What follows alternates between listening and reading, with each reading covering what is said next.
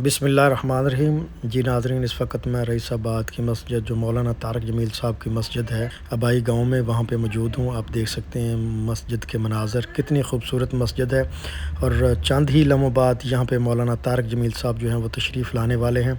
इस मस्जिद में दोपहर की जो नमाज़ है, मतलब दोपहर की और असर वक़्त की जो नमाज़ है बाजमात यहाँ करवाते हैं।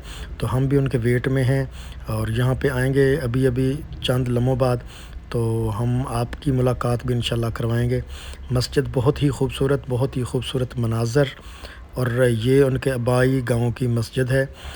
इस मस्जिद में बेइंतहा रश होता है। अक्सर मौलाना साहब जुमे जो होता है वो यहीं पे पढ़ाते हैं।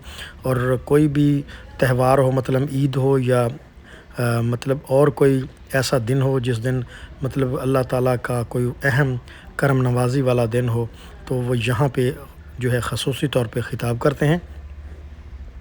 तो चंद लम्हों बाद आने वाले हैं, हम आपकी मुलाकात करवाते हैं। जी नाज़रीन, मौलाना साहब जो है यहाँ पे तशरीफ़ ला चुके हैं। आप देख सकते हैं बाहर से कुछ लोग जो हैं इनको मिलने की ख़ातिर आए हैं, तो वो मस्जिद में ही बैठ के जो है तज़ियत कर रहे हैं। इस वक्त आप देख सकते हैं मौलाना साहब जो हैं इस वक्त गम में बेइंतहा जो चूर हैं, क्योंकि लोगों ने कई किस्म के जो हैं सोशल मीडिया पे पैगामात छोड़े जिनमें कोई हकीकत ना थी, जिस वजह से मौलाना साहब जो हैं काफ़ी रंजीदा हैं, गमगीन हैं।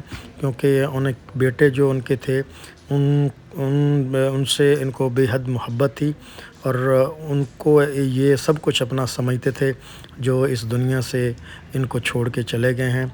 मौलाना साहब बेइंतहा गमगीन, और उनकी आप आँखें देख सकते हैं गम से निढाल हैं। इस वक्त बाजमात नमाज हमने अदा की और मौलाना साहब जो हैं बाहर जा रहे हैं, इस वक्त मस्जिद से बाहर निकल रहे हैं, आप देख सकते हैं। और आज उन्होंने कहीं जाना है, थोड़ा जल्दी में है, गाड़ी उनकी पहुंच चुकी है। मौलाना साहब इसमें बैठेंगे और अपनी मंजिल मकसूद पर जाने के लिए रवाना होंगे।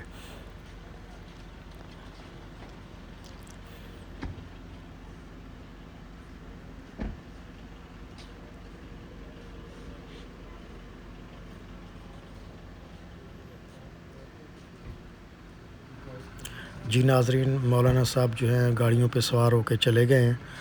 तो मैं उम्मीद करता हूँ कि आपको हमारी आज की ये वीडियो पसंद आई होगी, और दुआ करें अल्लाह ताला मौलाना तारक जमील साहब को सब्र करने और इनके वर्सा को सब्र करने, और मौलाना तारक जमील के बेटे आसम जमील को जन्नत अल फिरदौस में आला मकाम अता फ़रमाए। मुझे दीजिए इजाज़त। अल्लाह हाफ़िज़।